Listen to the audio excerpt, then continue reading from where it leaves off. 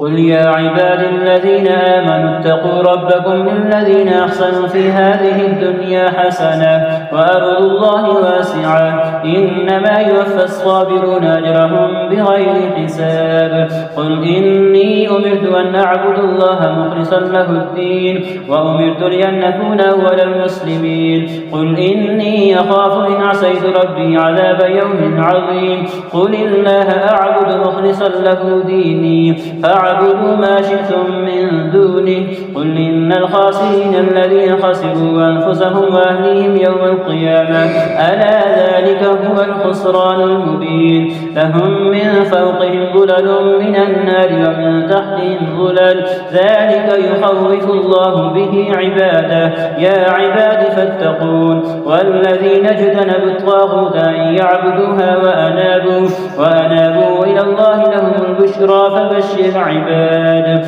الذين يستمعون القول فيتبعون أحسنه أولئك الذين هداهم الله أولئك هم أولو الألباب.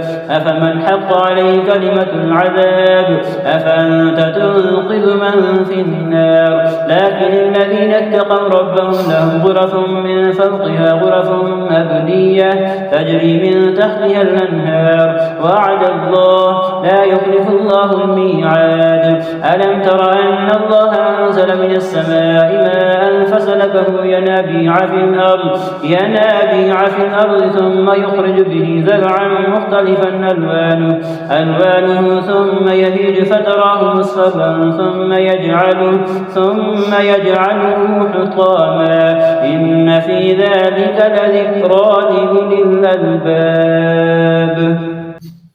أفمن شرح الله صدره للإسلام فهو على نور من ربه فويل للقاسية قلوبهم من ذكر الله أولئك في ضلال مبين. الله نزل أحسن الحديث كتابا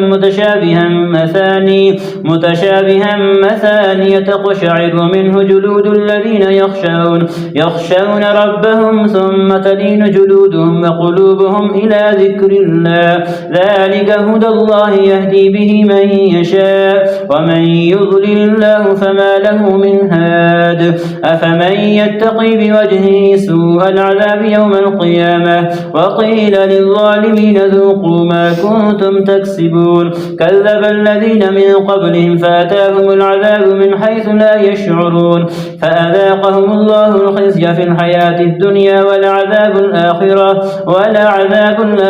أكبر لو كانوا يعلمون. ولقد ضربنا للناس في هذا القرآن من كل مثل لعلهم يتذكرون قرآنا عربيا غير ذي عوج لعلهم يتقون. ضرب الله مثلا رجلا فيه شركاء متشاكسون ورجلا سلما لرجل هل يستويان مثلا الحمد لله بل أكثرهم لا يعلمون.